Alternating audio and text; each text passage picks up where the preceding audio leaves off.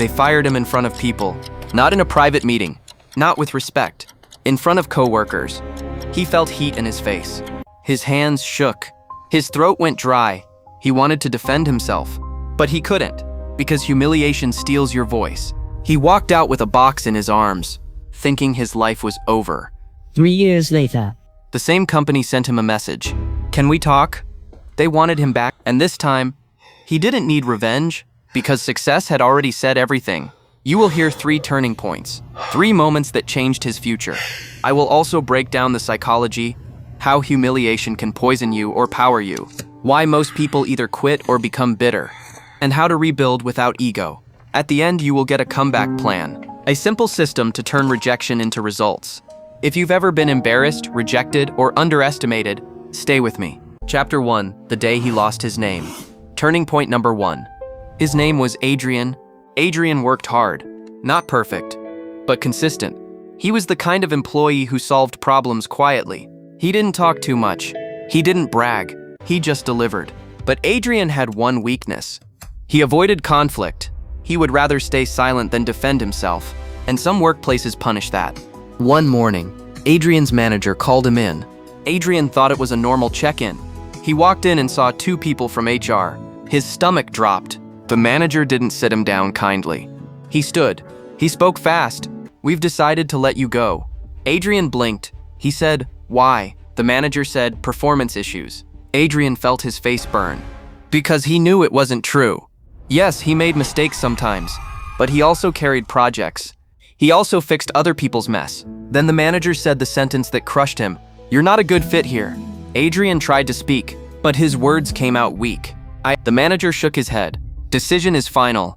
Then something worse happened. As Adrian walked out, the manager opened the door. People looked up. Some pretended not to stare. Some stared anyway. Adrian held a box, his keyboard, his mug, a notebook. A coworker whispered, damn. Another coworker looked away. Adrian walked to his car like his body was floating. He sat in the driver's seat and didn't move for 10 minutes. He wasn't thinking about money.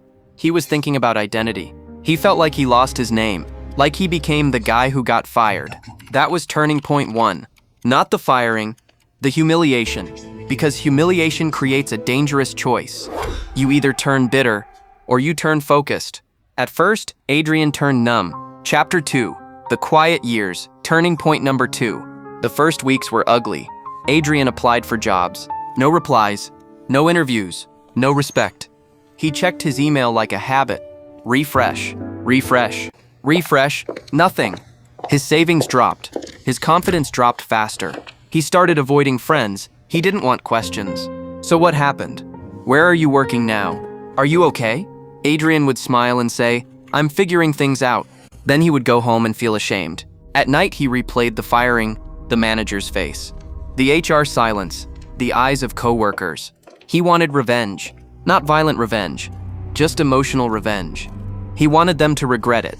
But revenge is a poison if you drink it daily. It keeps you stuck in the past. Then one night, Adrian sat at his kitchen table and realized something. If he kept thinking about them, they would still control him. So he made a decision. He wrote on paper, they are not my future. That was turning point number 2. Not because his pain ended, because his direction changed. Adrian chose revenge without arrogance. He didn't want to destroy anyone. He wanted to become undeniable. So he created a plan called the 3-year rebuild. It was simple. 1. Build a rare skill. 2. Build proof of that skill. 3. Build a network quietly. He picked one skill, data analysis, not because it was trendy, because it was useful in every industry, because it paid well, because you could prove it with projects. Adrian studied every day, 2 hours in the morning, 2 hours at night. He treated it like a second job. He didn't post about it. He didn't talk about it. He just worked. When he felt lazy, he remembered the box in his hands, not to hate the company, to remember the feeling. But he used it like fuel, not poison. After 3 months, he built his first project, a simple dashboard, a clean report, a clear story using data. Then he built a second, then a third. He created a portfolio, not a resume full of words, proof. Then he started sending messages, not begging, professional messages. Hi, I built this. Here's the link. I'd love to help. Most people ignored him. Some replied, nice work. One person offered a small freelance task. Low pay. Adrian took it because he didn't need pride. He needed progress. One freelance client became two. Two beginning contract role. The money was not huge, but Adrian felt something return. Self-respect. Not because he won, because he was building again. Months passed. Then a real company hired him. Not his old company. A better one. Better culture. Better manager. Better pay. Adrian didn't celebrate loudly. He just smiled and kept working because he learned something. Your comeback is not one event. It's a new standard. Chapter 3. The message that changed the power. Turning point number 3. 3 years went by. Adrian became sharp. He wasn't the same employee. He had skills. He had calm confidence. He also changed internally. He stopped being afraid of conflict. He learned to speak clearly. He learned to set boundaries. Then one afternoon, his phone buzzed. A LinkedIn message from his old company, from a new manager. The message was short. Hey Adrian, hope you're doing well. Can we talk about an opportunity? Adrian stared at the screen. He didn't feel excited. He felt strange, like the past was knocking. Then he read the next line.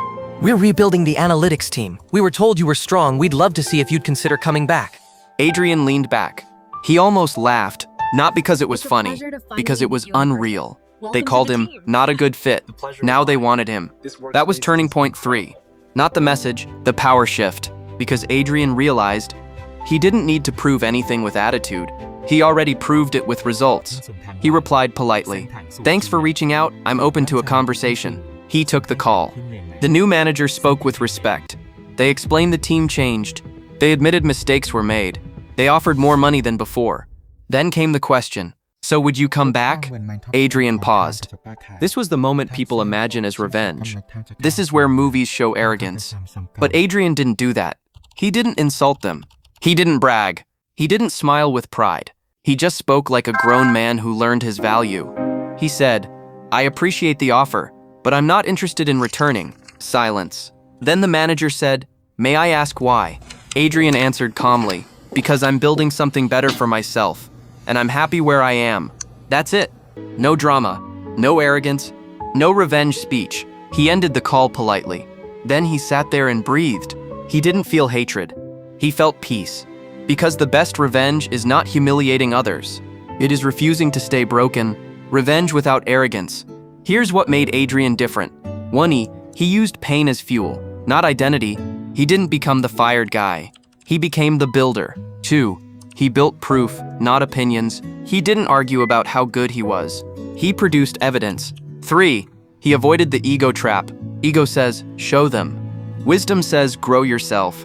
Adrian didn't need applause from the past. He needed respect from himself. The humiliation to respect comeback plan. Start today. If you've been fired, rejected, embarrassed, or disrespected, try this. Step 1. Write the truth in one sentence. Write, what happened hurt me because Bazias. Be honest. Then write, what I will do next is Baza. Direction matters. Step 2. Choose one rare skill for 90 days. Pick a skill that is valuable and provable. Examples: data analysis, video editing, Sales. design, copywriting. One skill, 90 days. Step 3, build proof weekly. Every week, create something real. A project, a case study, a portfolio piece, a mock client result. Proof changes everything. Step 4, outreach daily. Send 5 messages daily. Simple and respectful. No begging, just value. Here's what I built. Here's how I can help. Step 5, upgrade your standards. Fix sleep, fix fitness, fix environment, because your life structure supports your career structure. Step 6, stop talking, start tracking, use a calendar. Mark an X every day you follow your plan.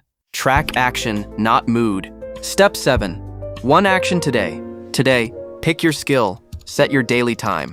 Do 20 minutes now. Start small, stay consistent.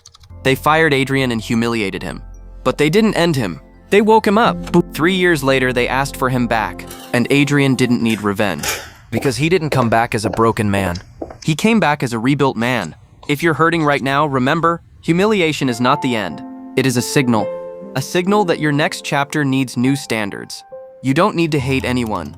You just need to outgrow the version of you that stayed small. Say this out loud: I will rebuild quietly, and I will become undeniable. Then take one step today.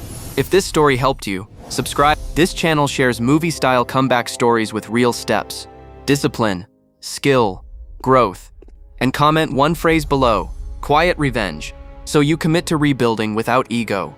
Starting today,